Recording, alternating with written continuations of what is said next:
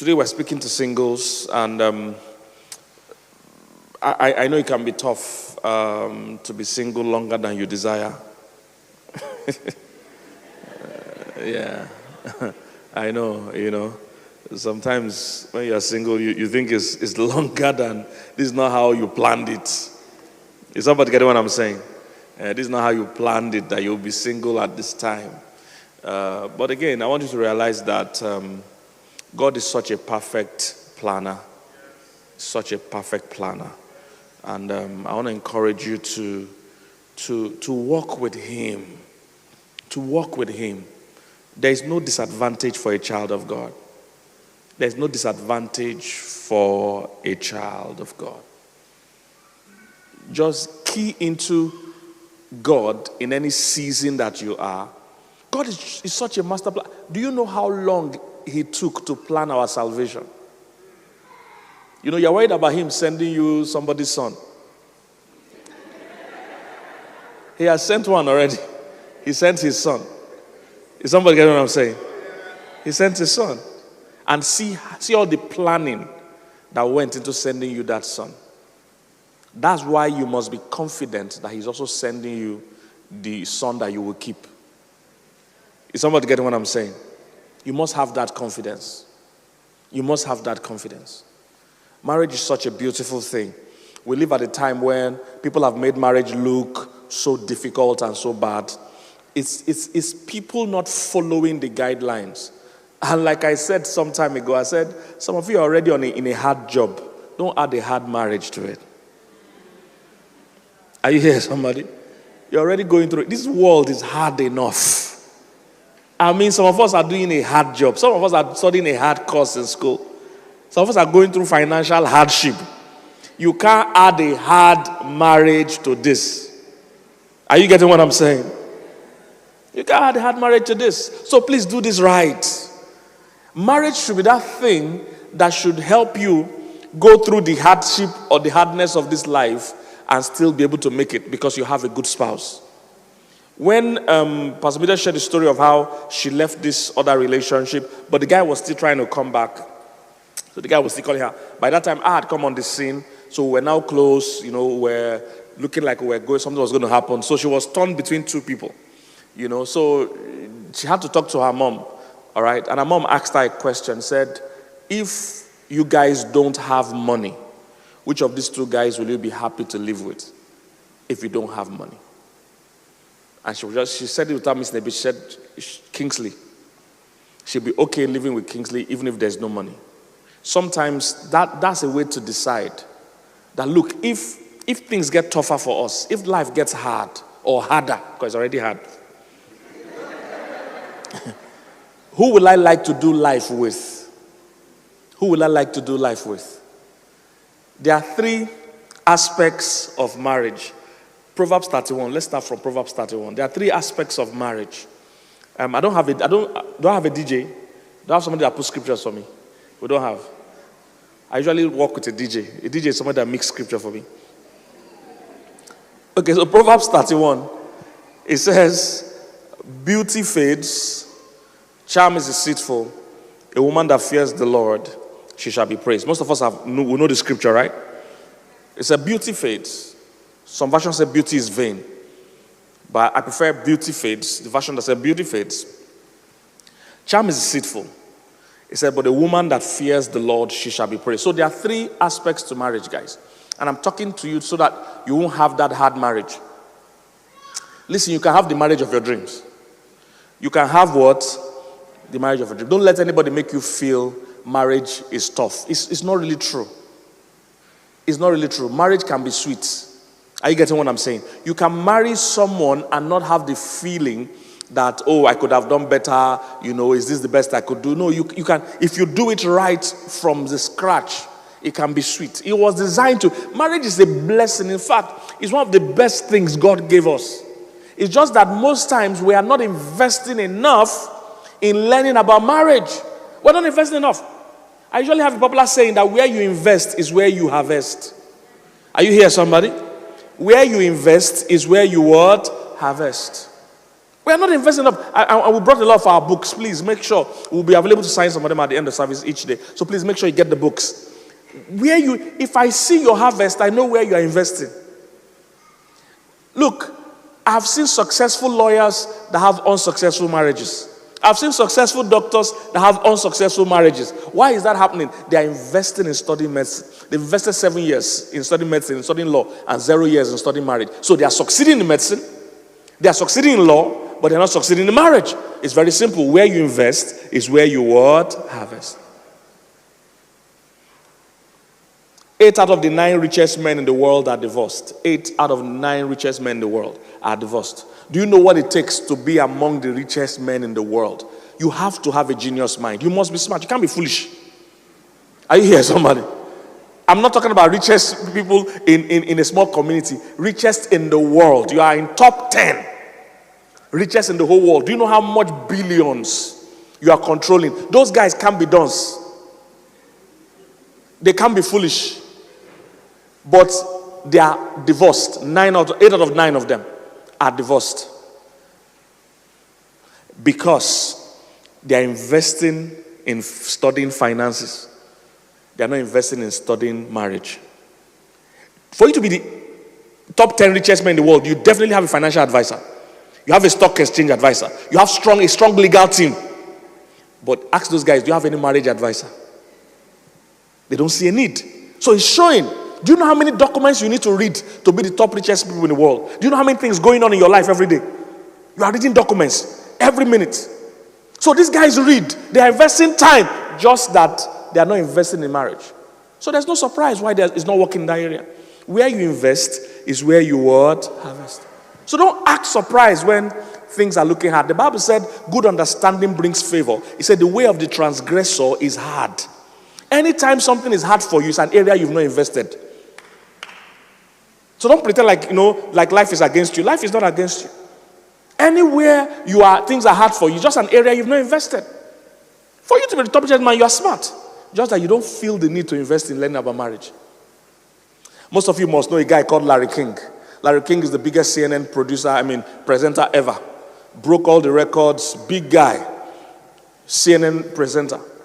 For you to be a top CNN presenter, you can't be a dunce. Larry King divorced 7 times. 1 can be a mistake. Twice, oversight. 7, it's a pattern. Are you here, somebody? And you see, I'm using these people as examples to show you that they are not dull people. They are not foolish people. They are exceptional people in other areas of their life that they invest in. I don't know if you're getting what I'm saying today. That's what I'm trying to show you. These guys are not fools. I'm telling you, guys that are smart, geniuses, literally. How many people here have been to Dubai before? You've been to Dubai?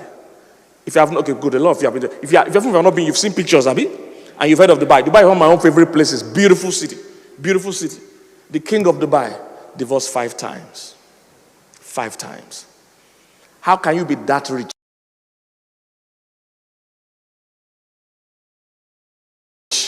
Do you know the kind of vision that guy used to turn a desert into that kind of a city? The guy is incredible. That's the guy that built the tallest building in the world. And when I heard the story of how they built that building, every time they build it, they tell him to add more floors.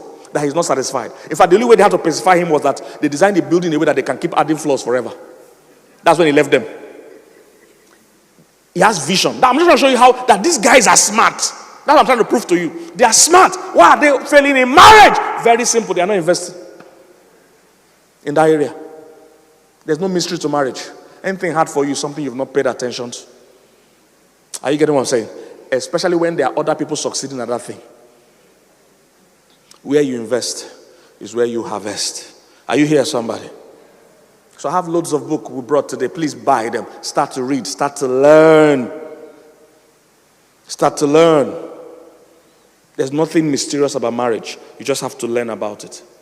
So I said there are 3 areas that Proverbs 31 points us to.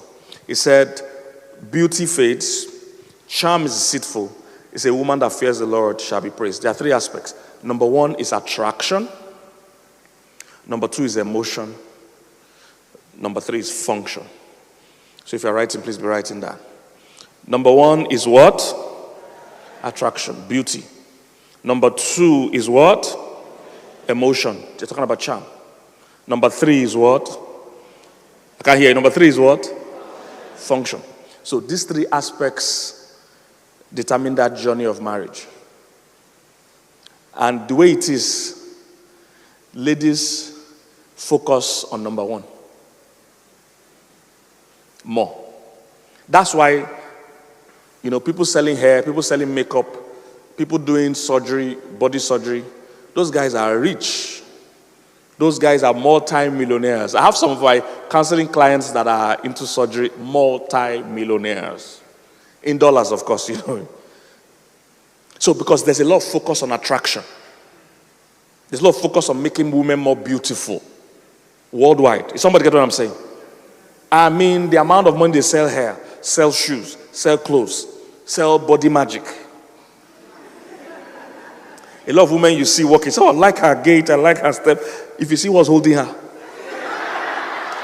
it's not step, it's the pillar holding her. You are the pillar that hold her. There's pillar. That's why she's walking like this. It's not because she wants to walk. Is somebody getting what I'm saying? So a lot is going on constantly to make women beautiful. There's an organic cream, there's this cream, there's that cream. There's a lot on beauty. It's just one aspect of these 3 things I mentioned. And unfortunately, see what they said about it. They said beauty fades. Now, take notes. They didn't say beauty is bad. Camera, if I come down, will you stop your shoot? If I come down, will you stop your shoot? So notice, they didn't say beauty is bad. So beauty is not bad. The only challenge with beauty is that what? It fades. That's the only challenge. It's not bad. Beauty is good. And another thing about beauty is that when a lot of ladies don't feel beautiful, it affects their self-esteem. Because they think beauty is everything. They think I'm not beautiful. Listen, even if you think you are not beautiful, and for some of you it's possible. It's possible. Don't worry, when I come and teach on self-esteem, I will address that. But because really, there's nobody that is ugly. There's nobody ugly in the real sense of it. But I don't have time to go into that today. But let's assume you think you're not beautiful. Beauty is not the only thing that was mentioned there. They mentioned charm.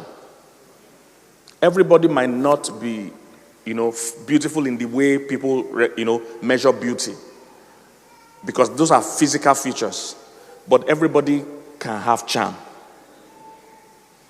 You can develop that one. But let's go on. So, number 1, beauty fades. That's talking about attraction. Number 2 is charm is deceitful.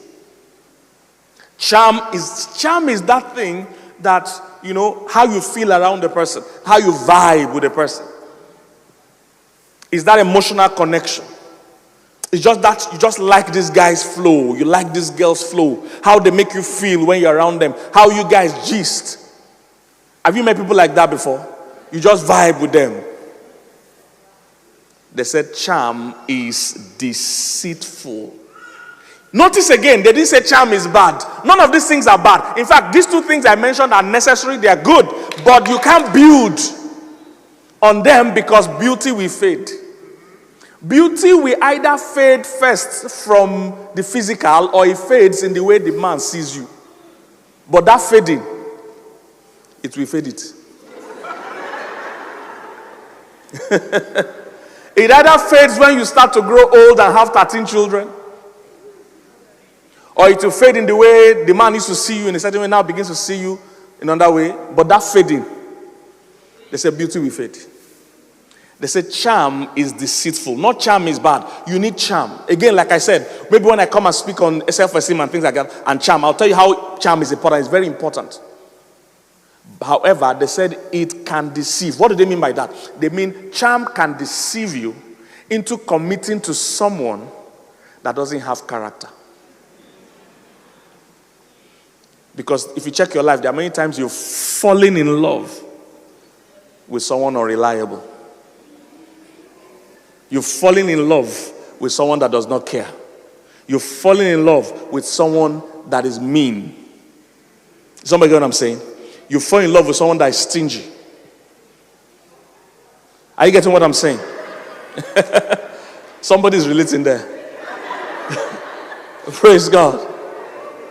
The third one, they said a woman that fears the Lord, and this can be a man or a woman that fears the Lord, she shall be praised. That's function.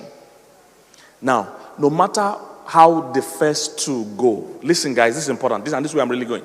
No matter how the first two go, at the end of the journey, if that marriage is going to last, and this is why many marriages are getting divorced, many people are getting divorced, is this issue.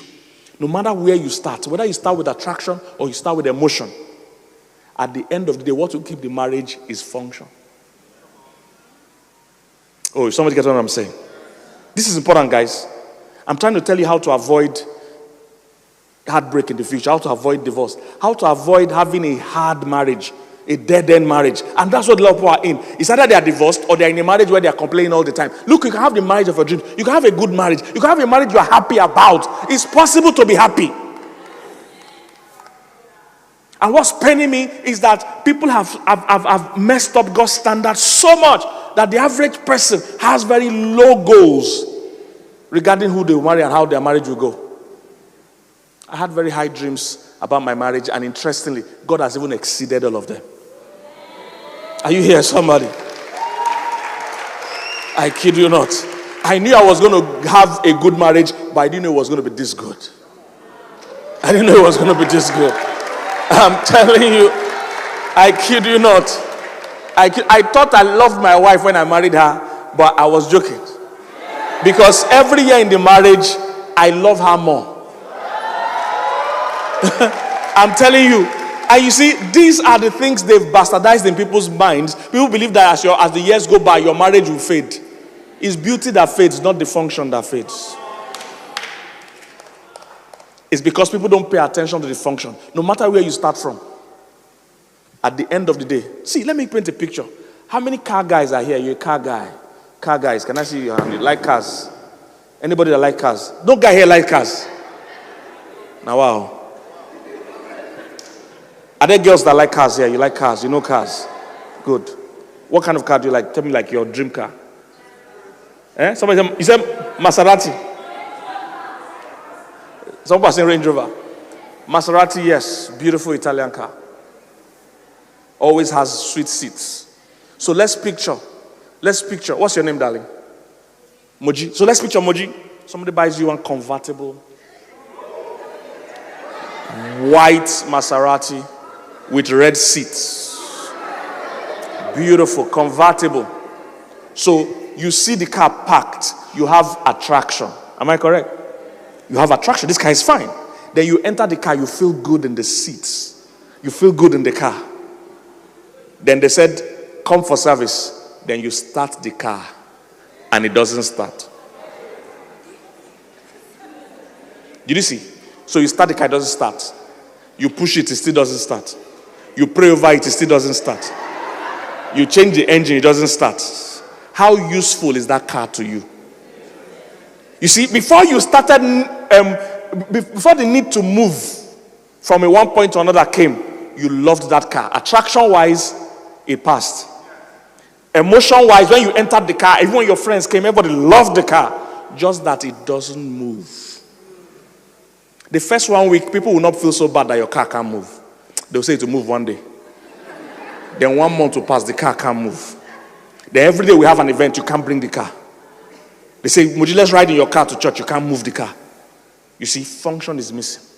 After a while, Moji, you will divorce that car. Whether or not you want to divorce it. Whether or not people are clapping for you that you got the car, you will divorce it. You might divorce it in secret. But there's no way that marriage between you and that car is going to continue. Because the main function of a car, moving you from point A to point B, is not there. And at that time, you find that people that have a Toyota are happier than you that have a Maserati. Are you see what happens in marriages? This is what happens in marriages. Some people have a Ferrari that doesn't work. And the guy with a Honda that works is happier. Because at the end of the day, we end in function. So it's not the attraction. Beauty will fade. Beauty is good, but it will fade. Charm or emotion, how I vibe and feel, is great, but it doesn't make, it's the function. That person's ability to meet your needs forever and ever. That's the one that will outlast. There's nothing that will outlast that. Are you here, somebody? I've been using this mic since I've not looked at how fine it is. If it's not working, it doesn't matter how fine it is. Oh, I don't know if you're getting what I'm saying. So God is trying to draw your attention as you go trusting God for a husband or a wife. And as you go, even making yourself available as a potential husband or wife. Attraction is good. Emotion is good. But please look out for function. I even tell women all the time, men don't marry for attraction. Men don't marry for emotion. Men generally marry more for function. That's why beauty fades in the eyes of many men. No matter how fine you are, if you're not bringing function after a while, the man will drift. Men marry, the first man didn't marry for beauty. He didn't marry for love, which is charm. He married for function. The first man, Adam. Adam didn't fall in love. He fell in need. Oh, somebody's not hearing what I'm saying.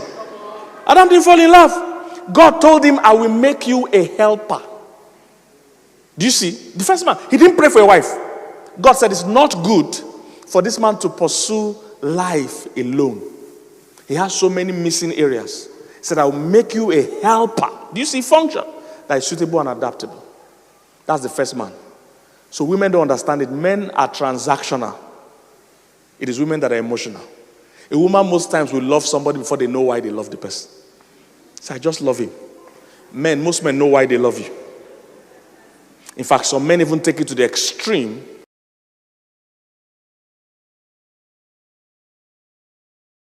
And they begin to marry for the wrong reasons. They marry for papers, for passport.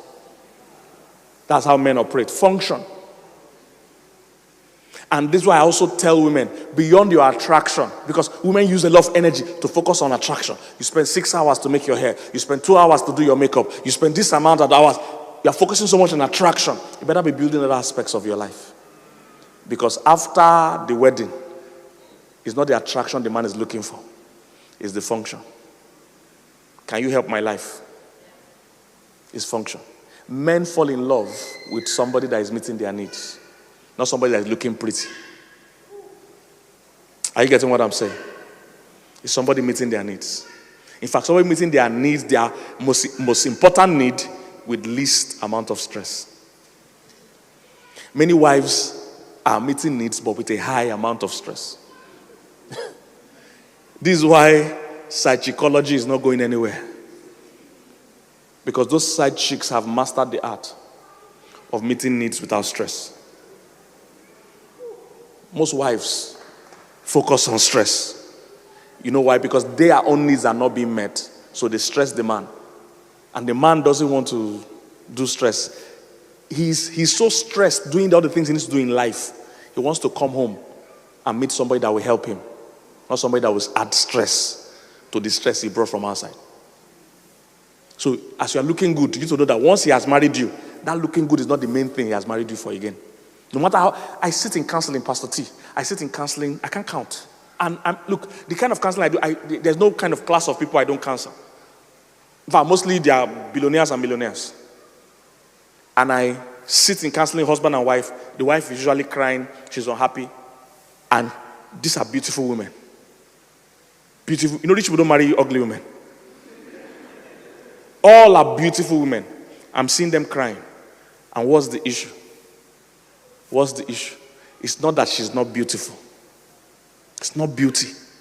The man has moved on. The man is not even seeing her from that point of view. He's looking at function. He's looking at function. Are you here, somebody? It's no more beauty. Beauty has faded.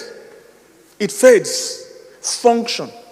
So, reduce the time or share more time apart from just trying to look good. Attraction. Attraction is just one step. Getting him, yes. But look, it takes your shape to attract a man. It takes being sharp to keep a man.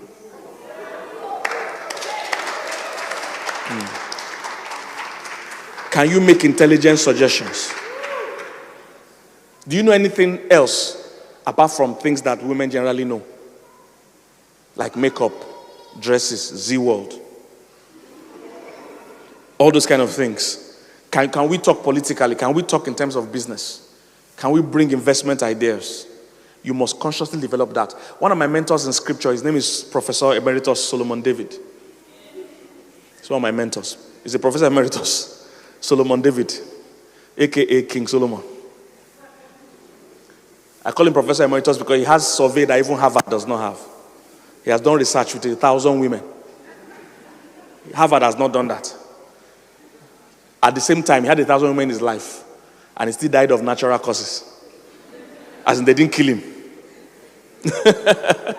They didn't kill him. 1,000 women. And it's not in digital age. Everything was manual. I mean, he was dating this woman manually.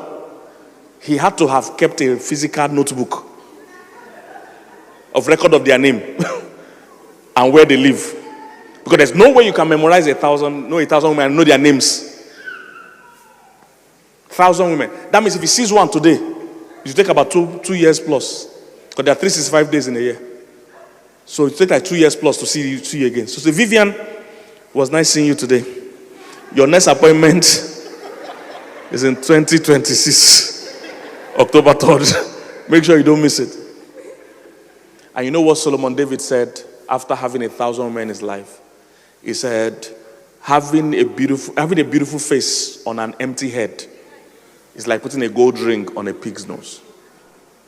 He said, a beautiful face on an empty head. How did he know that? Because he dated some beautiful girls that had empty head.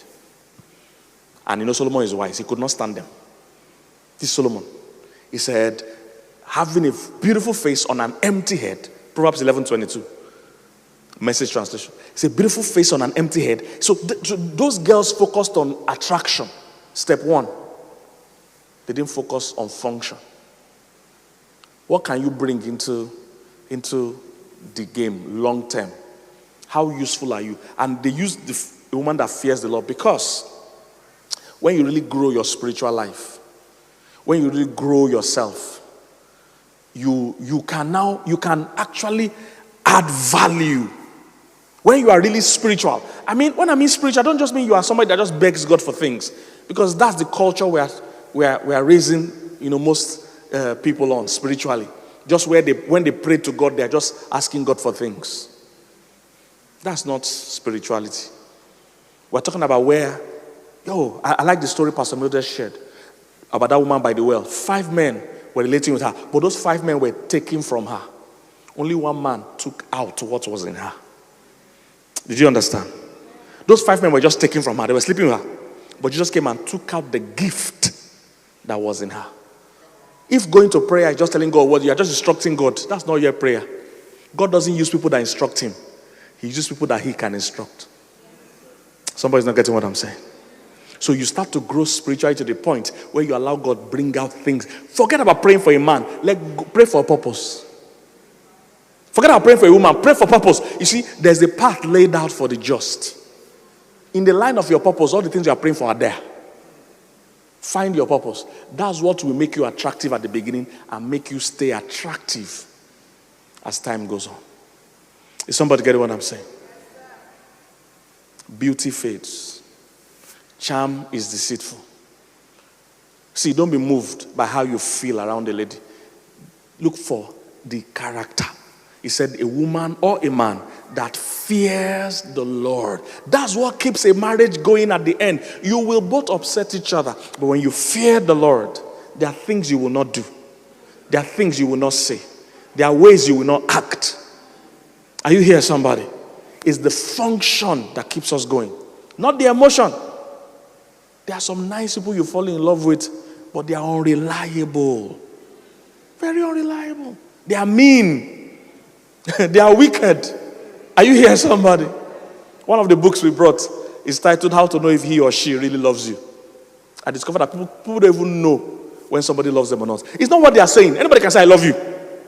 Love is measured more by actions than by words. Are you here, somebody?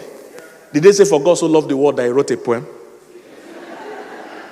Is that what the Bible says? Real love is more measured by actions than by words. So I had to break down in that book.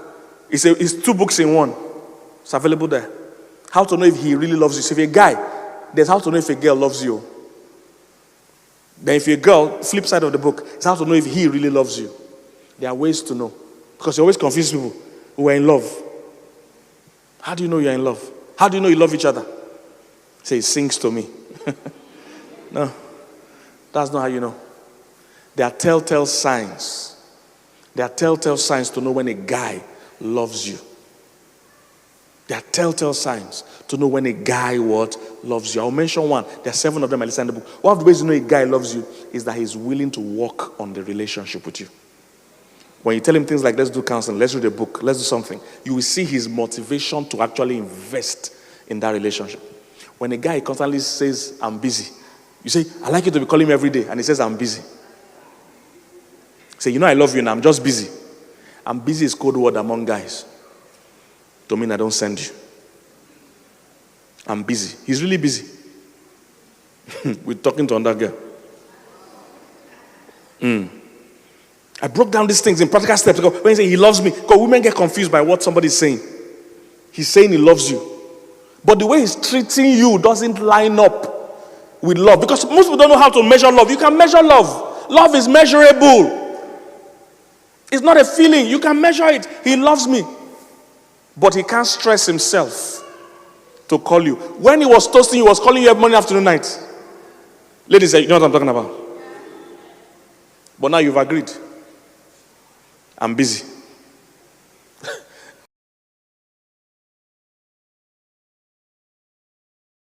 And that takes me on that book I have there called Manual, The Way Men Think. Because women are always confused about how men think. I have to help them break it down. Men are not women. The earlier you understand the difference, the better.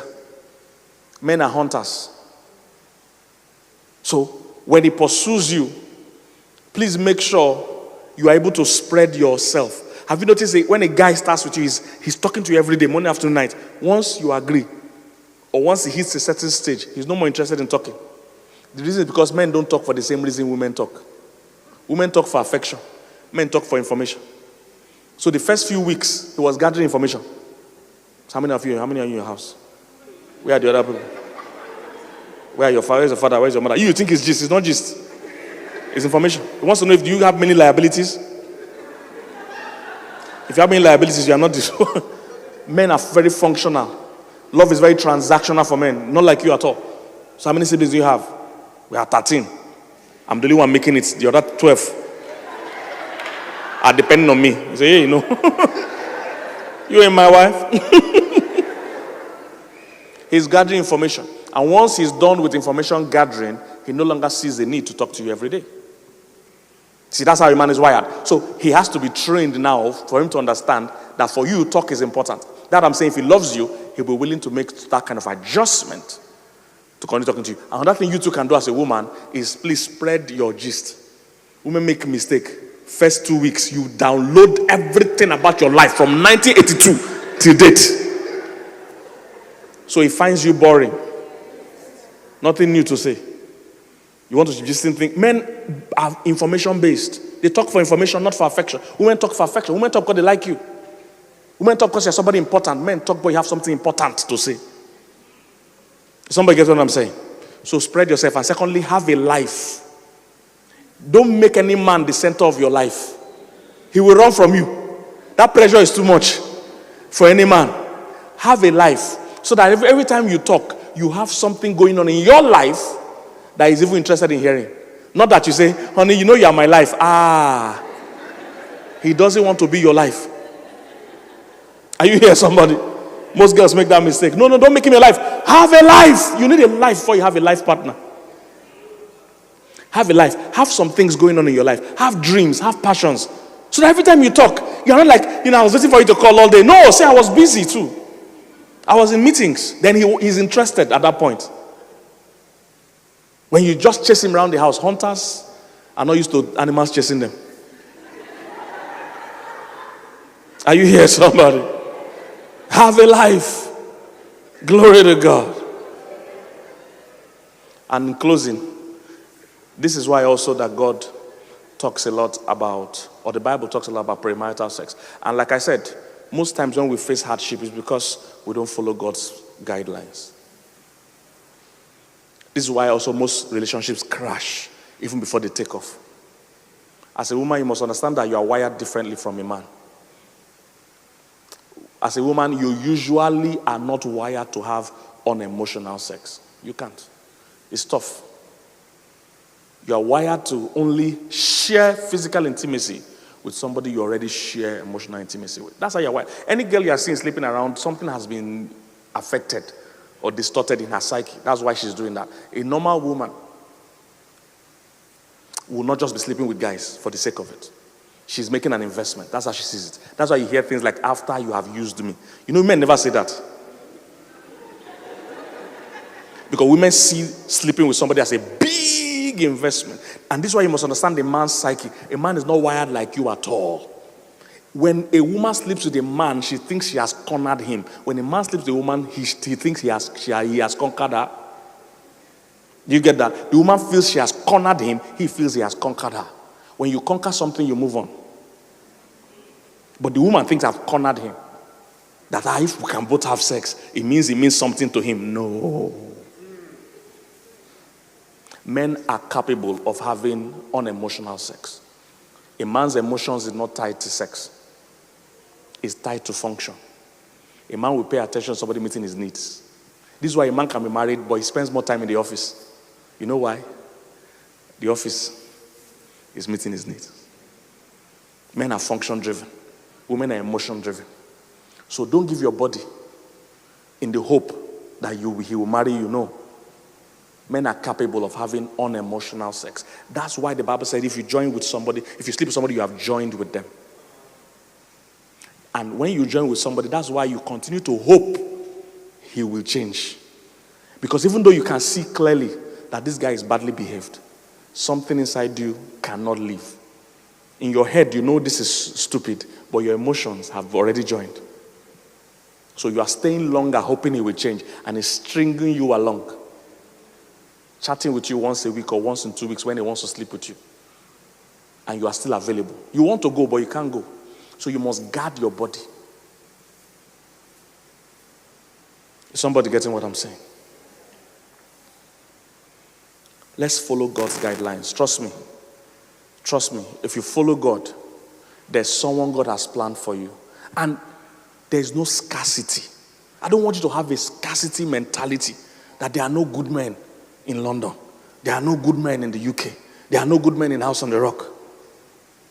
Don't think like that. You don't know all the men in House on the Rock. You don't know all the men in London. You don't know all the men in the UK. Are you here, somebody? Don't walk with that anxiety mentality. That's what makes people start doing underhanded things. You start fighting for a man. Why are you fighting for a man? It's anxiety. You are walking from fear, from a position of fear. Is somebody get what I'm saying? You start thinking if I go naked, if I wear short things, if I wear tight things, a woman that fears the Lord, she's the one that shall be praised. Do you know in Proverbs 31 they never mentioned anything about the looks, that woman is beautiful? I'm sure she was, but see, that wasn't the issue. It was the woman that fears the Lord because she had developed character in herself. That's what made the man like her for long. If you want a man to like you forever and ever, keep building yourself. Not just the looks, because beauty fades. Were you blessed?